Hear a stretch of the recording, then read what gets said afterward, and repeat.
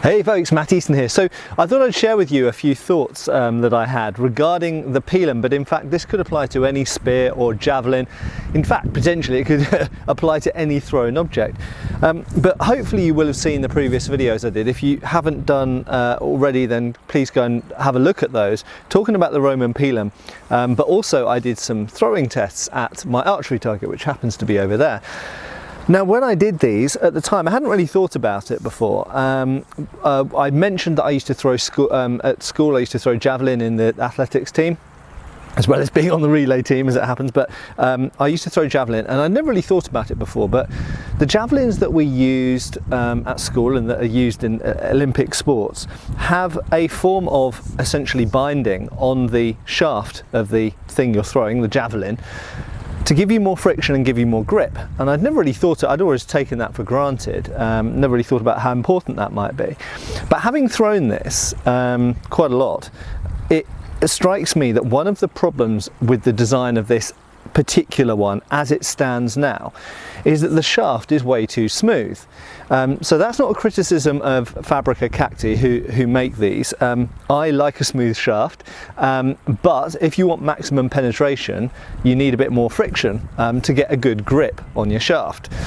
So quite simply, either this needs to be rougher or it needs to have something introduced to it to enable you to apply the maximum amount of energy into that thrown object. Because at the moment when I'm throwing this javelin or spear, I'm finding that my hand has not got enough friction on the shaft in order to apply as much energy to the throw as I'd like to be able to do. So there are some simple ways around that. One way might be to lash some kind of binding around. Now, I think the evidence for that is there's some evidence in Roman art for that may have been the case with some pila, but there isn't a huge amount of evidence, it has to be said. So what other options are there? Well, first of all, I should just mention hands. So some people have got stickier hands than others. Not everybody's hands are the same. I've got quite rough hands. I don't have greasy hands, because I do a lot of manual things with my hands, both obviously martial arts stuff, but also because I'm doing a lot of stuff with tools and restoration and stuff with antiques.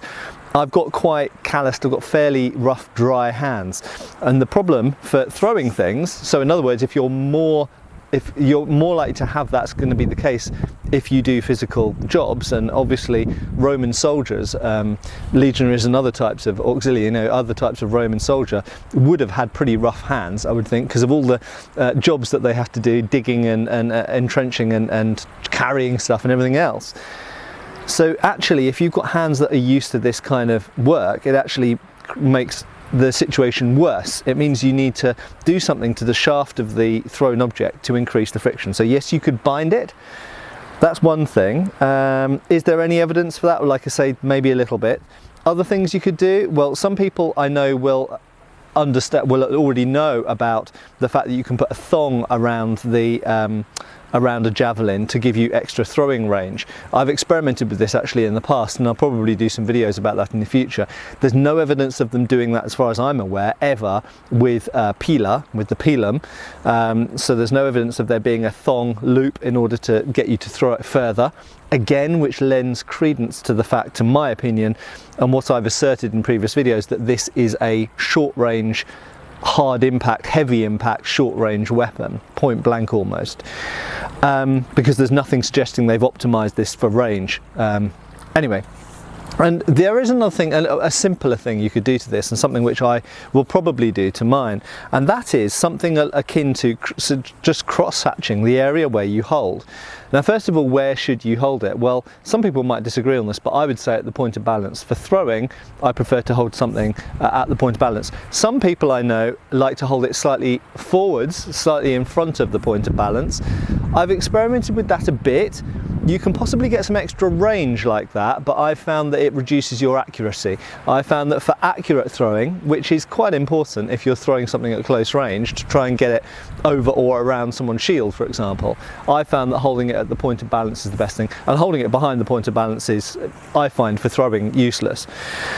So cross-hatching or just scouring the surface, it could be that the originals of these, and of course we don't know because we don't have any originals surviving in a good state at all, It could be that the originals of these were left rougher, and Fabrica Cacti are modern replicators of these, because they want to produce a nice, smooth, shiny finished product, have sanded these down. It's possible they've sanded these down to a degree that they wouldn't have been done originally. And there are some virtues to leaving a shaft of a weapon rougher, because it gives a better grip naturally without any extra work. In fact, with less work, because you're not sanding it down smoother.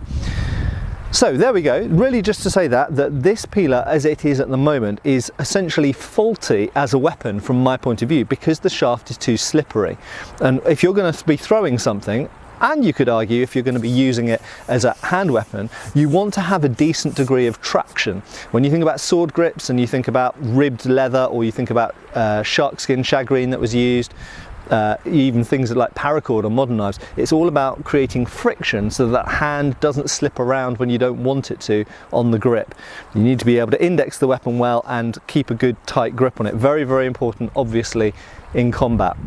So there we go. I'm going to experiment with cross-hatching or scouring the surface to roughen it up a bit, and I think that I can probably get at least an extra maybe an extra 10 feet of throwing distance into it, number one, but also I think I can be more accurate with it if I've got a better grasp on the shaft, and more of that energy and manipulation from my hand is going into the shaft as it's leaving my hand as I'm throwing it. Hope that's been a little bit interesting. Give me your feedback and ideas. If you know anything about source material talking about these that might pertain to this specific subject, I'd be very interested in seeing your comments below. And I will be doing another video soon with the pilum being thrown after I've done that experiment with the roughening the shaft up. And we will talk more about the Roman pilum, because I think it's a very, very interesting weapon. Thanks for watching. Give us a like and a subscribe, and I will see you really soon again on this channel for more videos about Roman weapons, medieval weapons, and everything else. Cheers, folks. Thanks for watching. We've got extra videos on Patreon. Please give our Facebook a like and subscribe if you haven't already. Cheers, folks.